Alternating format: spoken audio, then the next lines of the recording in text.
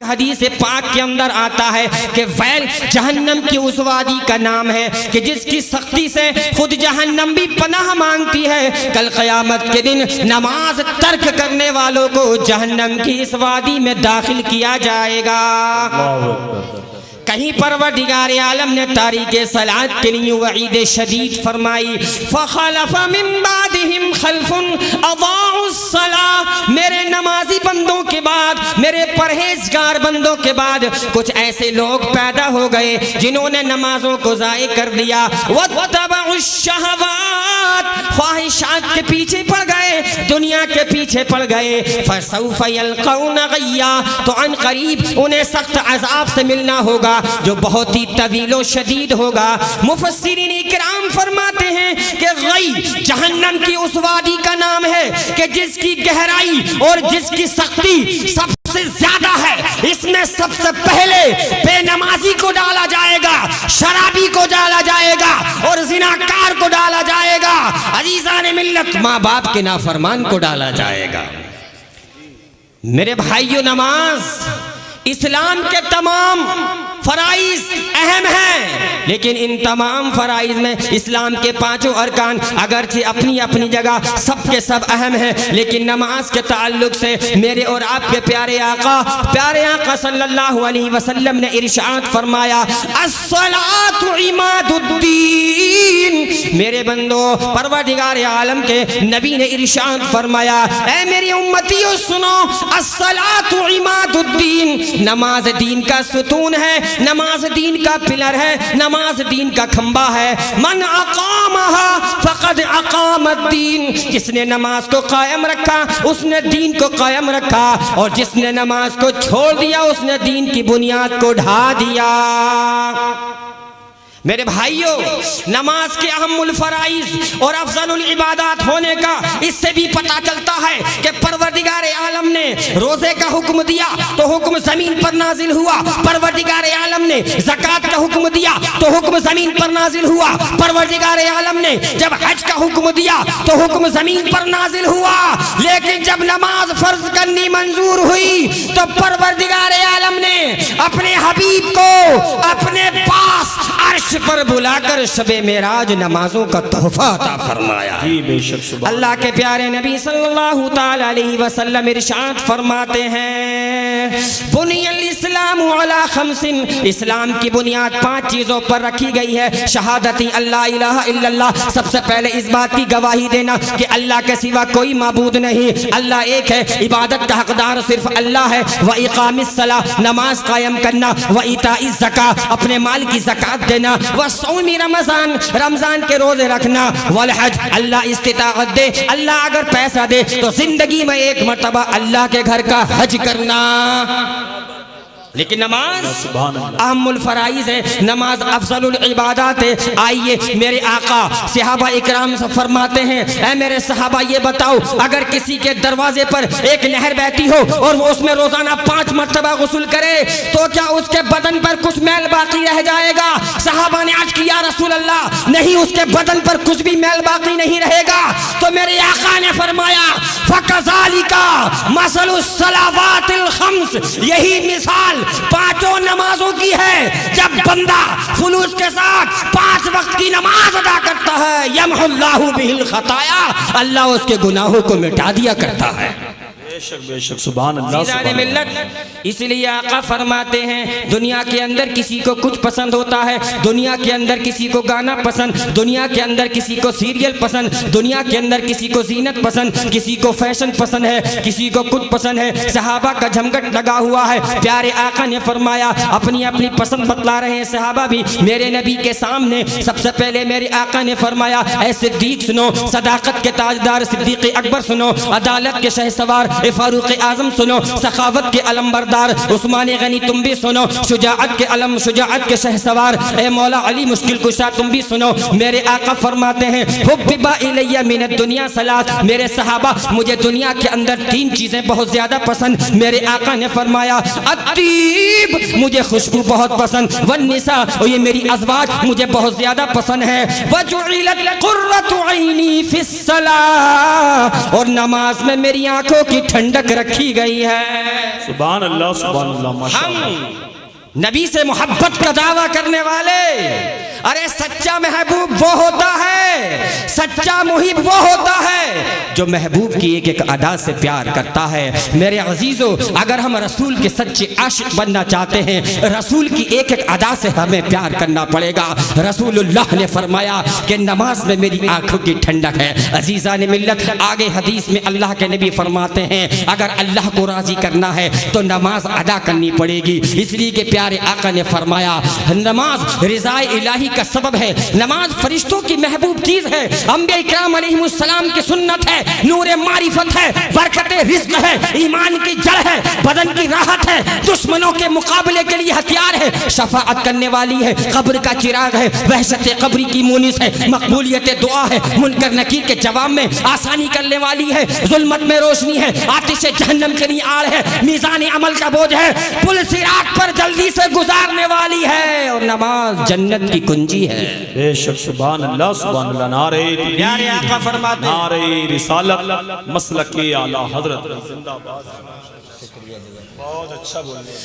نبی فرماتے ہیں من حافظ علیہا، جو نمازوں کی محافظت کرے گا، جو نمازوں کی پابندی کرے گا، کانت لہو نور، نماز قیامت کے دن اس کے لیے نور بن جائے گی، ایک روشنی بن جائے گی، وہ برہان، قیامت کے دن نماز اس کے لیے ایک دلیل بن جائے گی، وہ نجات من النار، اور جہنم سے اس کے لیے نجات کا ذریعہ بن جائے گی۔ لیکن آقا کا دوسرا فرمان سنو میرے عزیزو، تصویر کا دوسرا رخ بھی ملاحظہ فرو۔ میرے آقا فرماتے ہیں وَمَن لَّمْ يُحَافِظْ عَلَيْهَا، اور جو نمازوں کی محافظت نہ کرے گا، جو نمازوں کی پابندی نہ کرے گا، نبی فرماتے ہیں لَمْ يَكُن لَّهُ نُور، یہ نماز قیامت کے دن اس کے لیے نہ نور ہوگی، وَبُرْہان، نہ اس کے لیے دلیل ہوگی، وَلَا نِجَاتًا مِّنَ النَّارِ، نہ اس کے لیے جہنم سے نجات کا ذریعہ بنے گی۔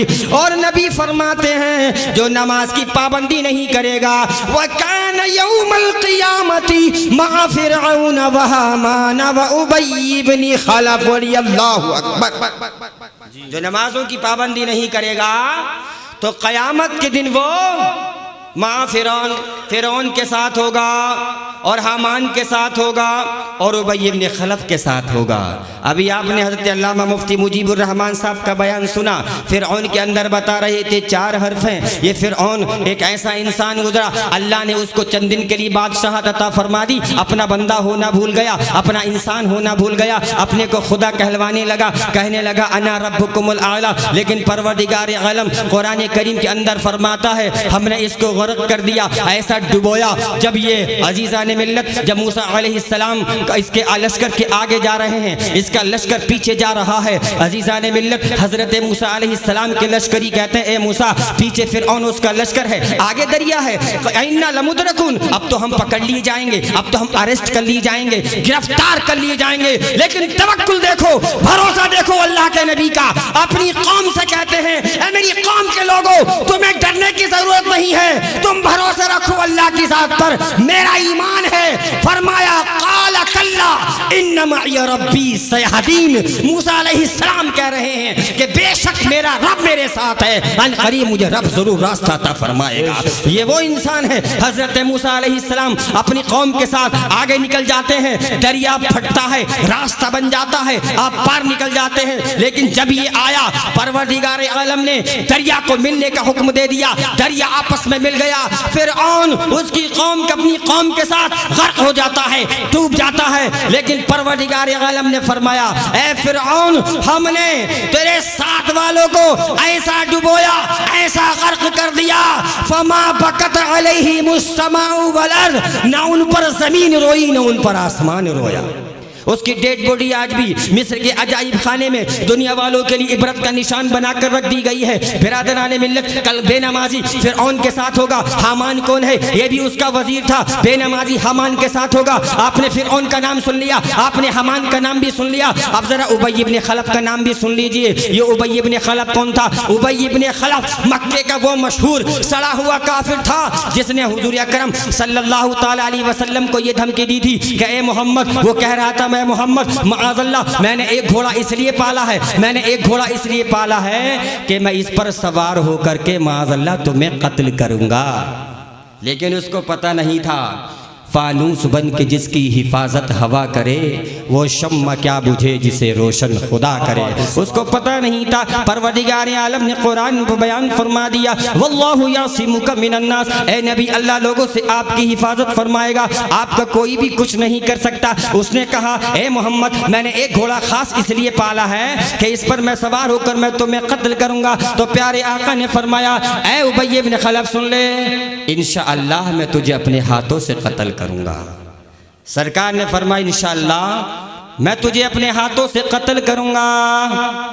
اسلام کی دوسری جنگ احد چل رہی ہے، صحابہ بہادری کے جوہر دکھا رہے ہیں، شجاعت کے جواہر لٹا رہے ہیں، کفار آپ کے ہاتھوں سے گاجر مولی کی طرح مارے جا رہے ہیں۔ یہ آیا اور اس نے سوچا لاؤ میں آڑ میں جا کر کے معاذ اللہ محمد بن عبداللہ کا کام تمام کر دیتا ہوں۔ صحابہ نے اس کو پکڑ لیا اور سوچا کہ لاؤ اس کی گردن کو اس کے تن سے جدا کر دیا جائے، لیکن میرے پیارے آقا نے صحابہ کو منع فرما دیا۔ ایک صحابی کی برچھی لے کر ہلکی سے اس کی گردن پر مار دی۔ اتنا درد محسوس کر رہا تھا کہ پورے میدان احد میں دندناتا پھر رہا ہے، بھاگا پھر رہا ہے۔ اس کی قوم کے لوگوں نے کہا اے ابی بن خلف مکے میں تیری بہادری کے چرچے ہوتے ہیں، مکے میں تیری شجاعت کے ڈنکے بجتے ہیں، ارے ایک معمولی سے زخم سے تو اتنا گھبرا رہا ہے، تو اتنا دندناتا پورے احد کے میدان کے اندر بھاگا پھر رہا ہے، ارے تو تو بڑا بہادر ہے، تو تو بڑا شجاع ہے، معمولی سے زخم پر تو گھبرا رہا ہے۔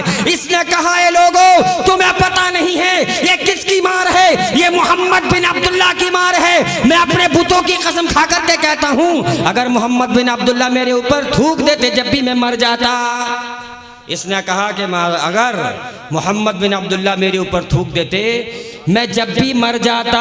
اور اے لوگوں تمہیں کیا پتا اس میں کتنا درد ہو رہا ہے، میں کتنی تکلیف محسوس کر رہا ہوں۔ اس نے کہا اتنا درد ہو رہا ہے، میں اتنی تکلیف محسوس کر رہا ہوں کہ اگر یہ میرا درد سارے لشکر میں تقسیم کر دیا جائے تو سارے کا سارا لشکر ہلاک ہو جائے گا۔ عزیزان ملت جنگ ختم ہو گئی، یہ احد کے میدان سے مکے واپس جا رہا تھا، یہ پہنچ نہ پایا مکہ، راستے میں ایڑیاں رگڑ رگڑ کر یہ مر گیا۔